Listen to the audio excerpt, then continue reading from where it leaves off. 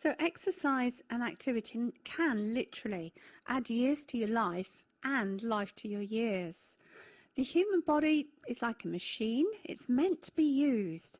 And if you give it good fuel, as in the food that you eat, you oil it regularly with the right fats, then your body will stay strong and healthy. But like any machine, if it's not used, it will seize up and it will stop working. So this is a good time to get an idea of your current exercise and activity levels. Get a reality check by doing an online questionnaire. You will find a link within the book, and there's also a self-test that you can do to assess your current fitness levels.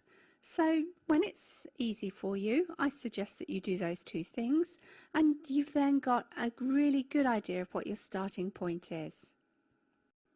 Exercise is brilliant to increase your metabolism and help you burn off fat. Did you know that vigorous exercise raises your metabolic rate for up to 15 hours after your session, so you carry on fat burning long after you've finished exercising? And with good levels of lean tissue, it's easier to keep your weight at the level that you want. Resistance exercise is any form of exercise where your muscles are working against external resistance, and that helps to strengthen them and tone them. So that might be a toning class using machines or weights. And regular exercising your joints and your muscles improves your body's suppleness and its shape. So it's key for weight loss because it builds lean tissue, it increases your metabolic rate and helps you burn fat. And a muscle which is toned and strong burns off more calories all the time and not just when you're exercising. So exercise will tone your muscles, it will give you a well-defined shape, and importantly, it's going to help to build strong bones. Toned muscles mean that your skeleton is properly supported and it's supplied with fresh blood and nutrients, and that helps to keep your bones healthy. The more that you demand of your body, the stronger it gets, and bones and muscles simply get weak if you don't use them. So let's look at all the benefits of exercise. First of all, it strengthens the heart and the lungs. The heart's a muscle, so when you exercise it, it makes it stronger. It doesn't have to work so hard to pump blood around the body, and that has the effect of lowering your blood pressure. Your heart is stronger, it's more efficient, so circulation is usually better. Now, exercise releases endorphins. Perhaps you've heard of them. They're your happy hormones, the ones that make you feel good. And theoretically, because exercise makes you feel better, you want to exercise more. And exercise helps to regulate the concentration of fats in the blood. And your resting pulse rate will decrease because your heart is stronger. More efficient circulation means that more oxygen is delivered to your muscles and your tissues. And as muscles need fuel to meet increased demand, so your metabolism will speed up. Your body gets much more efficient at eliminating waste products. And because of the better blood supply to the tissues, you get faster recovery from illnesses and accidents. And the lower uric acid levels mean that it helps to prevent arthritis. It also reduces the risk of osteoporosis, and the endorphins released in exercise will give you a natural high. And then your appetite is usually decreased after exercise. So this means that you're much less likely to overeat. Now, body fat is a very efficient way of storing fuel. So to use it, we really must move. And your body composition will change. Your shape will become much more defined. Remember, this may lead to a person weighing heavier, but they'll actually be a better body composition. And improved fitness and health will give you the confidence and the ability to make other positive lifestyle changes. And it can lead to improved appearance and a better and more fulfilling sex life. And there is no reason why a healthy person should not be enjoying a fulfilling sex life throughout all their life. So why are we getting unfit and unhealthy? Did you know that adults who spend an average of 6 hours a day in front of the television will cut their life expectancy by nearly 5 years compared to someone who doesn't watch TV? And those of us who sit for the longest periods of time are twice as likely to have diabetes or heart disease compared to those of us who sit the least. Now, even for people who are otherwise active, sitting for long stretches at a time seems to be an independent risk factor for conditions like diabetes, cardiovascular disease and kidney disease. And in 2014 there were 3 studies came out which supported that.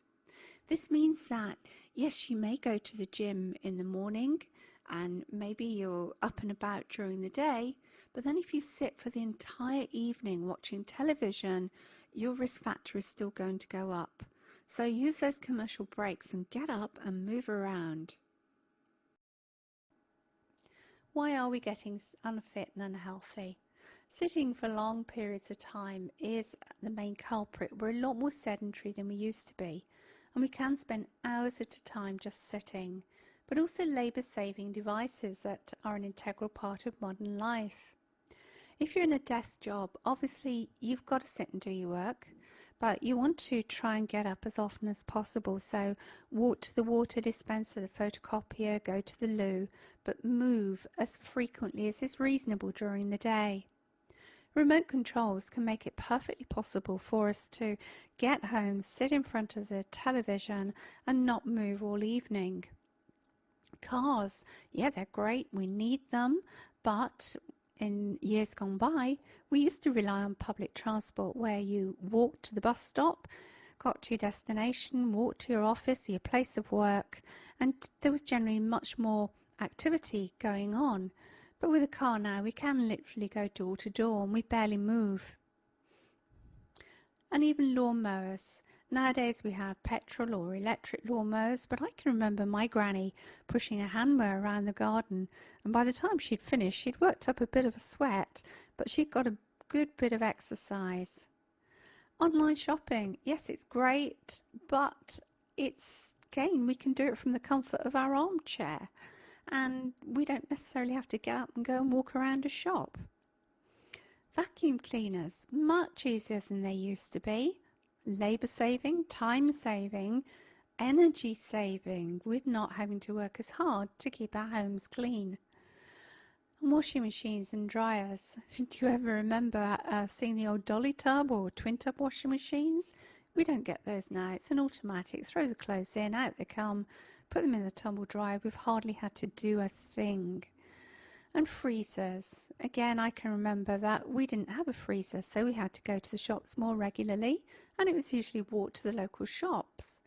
Now, I'm not saying throw away your lawnmower, your vacuum cleaner, or your washer, or your freezer, but bear in mind that what we should be doing is using these labour-saving devices to give us more time to exercise in a fun way that's enjoyable. Your body really is meant to be used. The more you use it, the stronger you get. And, think about children. They're on the go all the time. They're running, they're stretching, bending, jumping, and they seem full of life and full of energy. So your key thing to remember is you need to move. Avoid sitting for long periods at a time. Get up and stretch. Sitting kills and moving heals. Your body wastes away if you don't use it. Astronauts suffer significant loss of bone mass and muscle density when they're in space, but so do you. Author Joan Vernikos was doctor to the American astronauts, and she researched the effects of zero gravity on the body. She found that people who were immobile suffered the same loss of muscle mass and bone strength as astronauts do. Her book talks about the importance of moving and resisting the forces of gravity periodically through the day. And that's even better than exercising for half an hour and then sitting down for the rest of the day. So simply standing up from sitting, standing on one leg, balancing, stretching, bending, running up the stairs, dressing and putting your trousers on without sitting down are all good ways to resist the forces of gravity. Aerobic exercise is essential for a healthy heart. You need to find an exercise which you enjoy, which will make your heart and your lungs work harder. You should notice that your breathing is a little bit faster, you sweat just really lightly, and you should exercise for at least 20 minutes, 3 times a week to see any real benefit. Now, the type of exercise you choose needs to be suitable for your age and your present level of fitness. And walking is really good because it doesn't impose a strain on the joints in the way that jogging does. But I think it's really important that you make your exercise fun and do what appeals to you. So cycling and skipping, swimming, dancing, aerobics, circuit training, jumping up and down on a rebounder, or working out with light weights are all good forms of exercise. And if you refer to the manual, you will find some simple guidelines for walking yourself fit. So as well as the cardiovascular exercise for your heart, you want to be thinking about weight-bearing exercise for strength. And that's essential for the health and integrity of your muscles, your bones, and to reduce the risk of osteoporosis. And I don't think you've got to go and join a gym. It doesn't have to be dumbbells. Pilates and yoga are both great. But weight-bearing exercise really helps to strengthen your bones, and it can delay or even prevent the onset of osteoporosis. Now, unfortunately, women have a greater risk of developing osteoporosis. And from the age of about 40, you can expect to lose approximately 0.5 to 1% of your bone mass each year. And after menopause, this increases to a 2% reduction in bone density each year. But exercise will help to prevent, or it can even help to reverse this. And it will at least maintain the integrity of your bones. And so that will help to reduce the risk of fracture in later life. So remember, exercise strengthens your heart, it reduces the levels of fat and cholesterol in the blood, and it reduces high blood pressure and dramatically decreases the risk of heart attack and strokes. It has a positive effect on stress, burning off stress hormones, and helps with depression. And to ensure that while you're following this weight loss program, you will lose fat and not lean muscle tissue. Stretching is really important to maintain your flexibility. Stretching will keep your muscles and your tendons from shortening, and it will help you to stay supple. And again, Pilates and yoga are great for this. It's really important to incorporate some warm-up and cool-down stretches into every exercise routine that you do. As the muscle works, it shortens along its length, and repeated movements mean that the muscle is continually shortening. So you need to stretch it back out again after working it so that it returns to its normal length. Now, if you don't stretch, then you're setting up problems for yourself in the future. I've seen no end of people who've done a lot of sport and neglected their stretching. They get tight calf and hamstring muscles, and in some cases they can't bend down to touch their toes. So a simple test of your flexibility is to stand with your feet together, just have your knees very, very slightly flexed, and now see if you can roll down and touch your toes. See how far down your legs you can get. And ideally, you want to get those fingers down touching your toes. So let's look at some simple ways in which you can get to be more active. You could try getting up 20 minutes earlier in the morning and go for a walk or a run, go for a bike ride, or just put on some of your favorite music and dance around. Get your body moving, get your blood flowing. You could walk to the station, the school, or the shops. And if you have to commute, then get off a bus or the tube one stop early and walk the rest of the way. Get into the habit of taking a brisk 15-minute walk every day. So if you have a break for lunch, that's a great time to get up, get moving. That movement, increasing